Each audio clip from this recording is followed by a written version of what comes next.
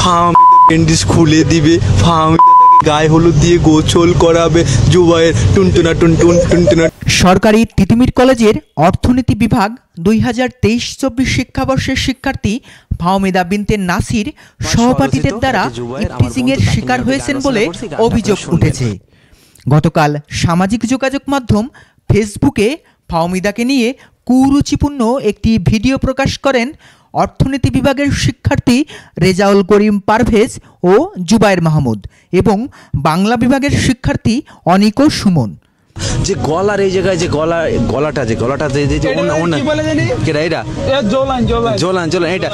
ভিডিওটিতে অশ্লীল অঙ্গভঙ্গি ও মন্তব্যের মাধ্যমে ফাহমিদাকে অপমান করা হয়। এ বিষয়ে ভুক্তভোগী ফাহমিদা বলেন, আমি এখন আপাতত আমার ডিপার্টমেন্টে লিখিত দিয়েছি এবং সকল শিক্ষকদেরকে জানিয়েছি। ওনারা আমাকে আশ্বস্ত করেছেন যে ওনারা এর সর্বোচ্চ বিচার করবেন যেন পরবর্তীতে এই ধরনের কাজ করার সাহস আর কোনো ছেলে না পায়। তবে আমি প্রাথমিকভাবে এখন থানায় একটা জিডি করে রাখবো আমার নিরাপত্তার স্বার্থে। তারপর ছুটির পরে আমাদের বিভাগীয় প্রধান বা শিক্ষকরা আমাকে আশ্বস্ত করেছেন ওনারা এর ব্যাপারে ব্যবস্থা নেবেন, আমি সেটার জন্যই অপেক্ষা করব। এ ঘটনায় ফাহমিদা ও তার পরিবার গভীর মানসিক চাপে রয়েছেন। ফাহমিদার বাবা বাংলাদেশ 24 নিউজকে বলেন, ডিপার্টমেন্টের প্রধানের সাথে কথা বলছি, উনি তো বললো সর্বোচ্চ শাস্তির ব্যবস্থা করবে।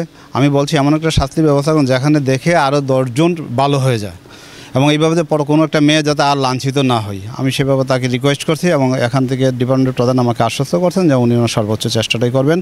আর আমিও আপনাদের মাধ্যমে জানাতে চাচ্ছি যে এই ধরনের কোনো ভিকটিম যাতে কোনো মেয়ে না হয় এবং না হওয়াতে তাইলে বাংলাদেশের এমনি সামাজিক অবক্ষয় হয়েছে, আর সামাজিক অবক্ষয় থেকে দেশ, সমাজ, রাষ্ট্র প্লাস শিক্ষা প্রতিষ্ঠানগুলিতে মুক্ত হতে পারে, এই ধরনের একটা কিছু ভালো আমরা আশা। এ বিষয়ে সাধারণ শিক্ষার্থীরা বলেন, যার সাথে এই ঘটনা হয়েছে সেও আমাদের সহপাঠী, যারা করেছে তারাও আমাদের সহপাঠী। তো আমরা তাদের থেকে যদি কোনো প্রকার এরকম দেখতাম যে না তারা অনুতপ্ত, তাহলে আমরা হয়তো বা একটা সফট কর্নার তাদের প্রতি কাজ করতো যে তারা আমাদের ভাই ভুল করেছে, আমরা তাদেরকে একটা সুযোগ দিব। কিন্তু আমরা এরকম কোনো কিছুই পাইনি। ওরা বিভিন্ন মেয়েদেরকে টার্গেট করে, যেমন আমার সাথে হলে বা আমার মতো যারা আছে আমরা তো অবশ্যই এটা প্রোটেস্ট করতাম, কিন্তু ওরা বলতে পারে না।